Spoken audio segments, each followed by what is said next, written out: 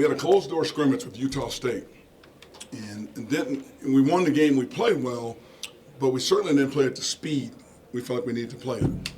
And the exhibition game against Carroll, I didn't think we played nearly at the speed. So this last 2 or 3 really good practices we've had, we've cranked up the speed. So I knew we were going to have some turnovers.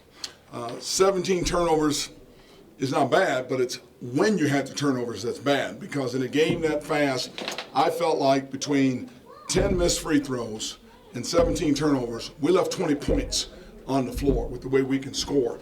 And there were points where you had 2-on-1s, 3-on-2s, 4-on-3s, and just being able to see and make that play, which we've done a pretty good job of doing that from Italy up until this point. But we will settle into the speed and settle into officiating, settle into having large crowds at games and stuff, and in time, that'll be a little bit smoother.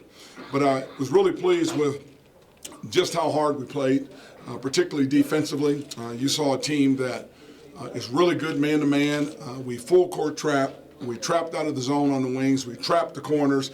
We threw a lot of different things we feel like we can keep teams off balance.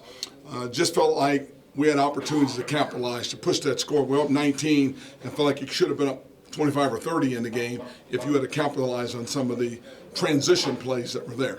Is that something we'll see all season long, defensively, switching into zone, full quarter press, half quarter press? Is that something?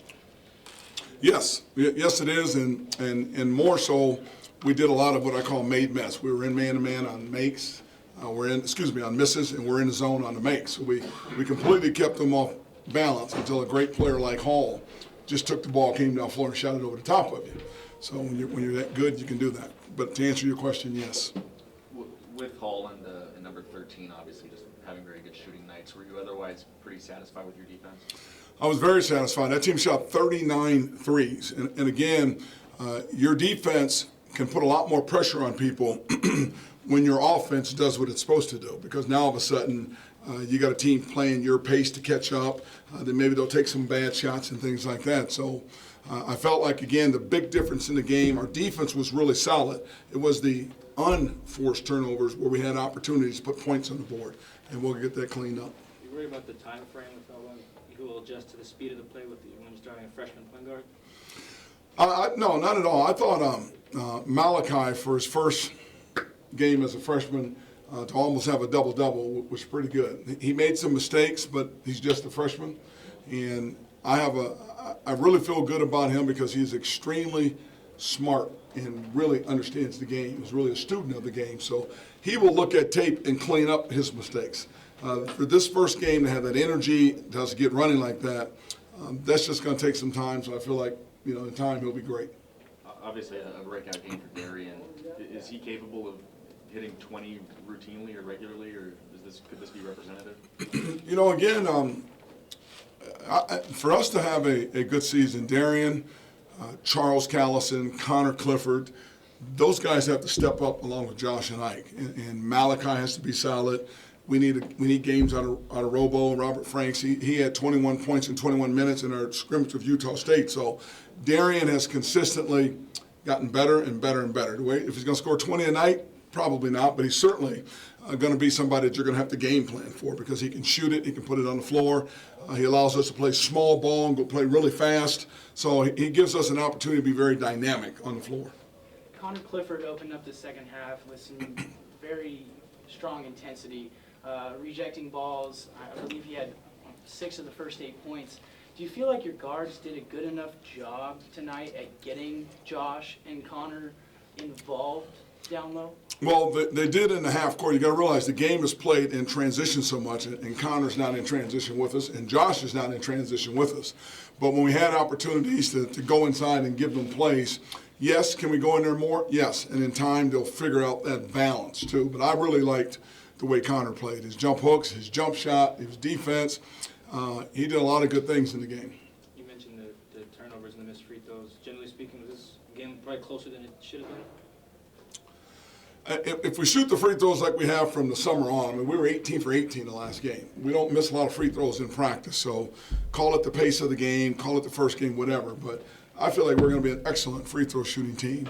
And then again, if you just convert, just take away half the turnovers and convert half of those, that's the difference. There's an extra 10 points at the free throw line and an extra 10 points on the floor. If you just cut your turnovers in half and shoot the same percentage and convert half of those, there's your points. And those, I'm not talking jump shots. I'm talking basketball plays for layups, wide open shots. So we'll get there. Ernie, what's the explanation of having the players sort of stay back on free throws? Is that something that you saw last year where you just didn't want to get burned with people trying to rebound on free throws and set up the defense? Well, if you go and look at, particularly for us, we look at a lot of tape. If you look at percentages, at the number of times there's a miss and we get a rebound, you're wasting a lot of time sitting in there.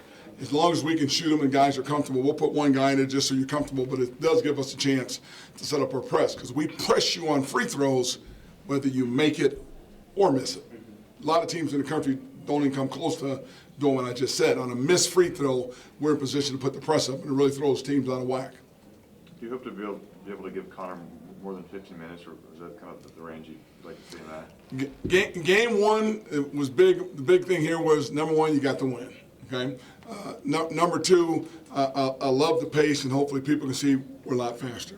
Number three, hopefully people can see our defense is going to be a lot better. Number four, hopefully you can see we play more of a rhythm. We're not as herky-jerky guys standing around holding the ball as much. So as you start to progress now, you can do more things, and guys will figure out more things. But yeah, Connor will play more in games where there's another big guy that stays in the game. When they shrink down to 6'7", and start running all out on the perimeter, that's hard for him to do. And usually that happens in your preseason games. When you start getting to a Kansas State or Creighton, certainly when you get the conference play, now there's a big guy on the floor that stays right in the paint. Now he can play more, and we'll need for him to play more, if that makes sense to you. Are you comfortable with your rotation now? It seemed like you were still kind of playing around a little bit there. A lot of guys playing. The last time you talked about wanting to stay with a 9 or 10 man rotation. We have 10 guys. We have 4 we're going to redshirt that are sitting over here. Out of the 10 guys, 9 of them play. Perfect rotation, just perfect. And sometimes there'll be a 10th guy in the game too. And a lot of that'll determine, again, guys can move in that 8, 9, 10 spot by depending on what goes on in practice and who's on their game and those types of things. So I'm happy with my rotations. I'm not happy with the production I got out of a couple spots on the floor. And that's why I want to look at film and figure out why can you not make this play. Maybe it's speed, maybe not ready to play, and we'll have those conversations later. Is it a challenge for players who are used to having a set number of set players that they go to, having to see different faces? No, not in this day and age with the way we play. We put a lot of different lineups together in practice. The starters are the same starters that started in Italy, with the exception of Charles Callison started in front of Darian King. Outside of that, they've been playing together as starters ever since Italy, Utah State, exhibition. The starters will stay the same next week. So sometimes our second unit beats the starters in practice. So the competition is really good, and we'll keep that competition at a high level. And therefore, again, if you're not ready to play and somebody moves in and it's on their game, you go with them. You go with the guys that are ready and guys that are feeling it and guys that are locked in mentally. Ike, last year, for most of the season, was your point guard. What have you seen with him and Malachi, spacing-wise, and just kind of gelling together in the backcourt since Italy? You know, the good thing about Ike, he can play the point, the 2, the 3, and if need be, we can play really small, put him at the 4, and we'll even do that. The thing about it is, he's still a point guard. Just think of the number of times that the ball was either scored or came off the rim. It went to Malachi, and he hit ahead to Ike. He's just the point guard on the other side of half court with the defense on his heels. Now he's got to make point guard decisions. As you saw, there were some decisions there to be made, and we left points out on that floor. So he's still a point guard. So it's kind of pick which way you want to do it. Do you want to get the outlet and throw it ahead to Malachi and let Malachi make the plays? Or do you want Malachi to throw it ahead to you and let you make the plays? That's just the comfort thing. We have him right where he needs to, because I think he's going to be really good catching that ball at half court with a head of steam with you backing back on your heels.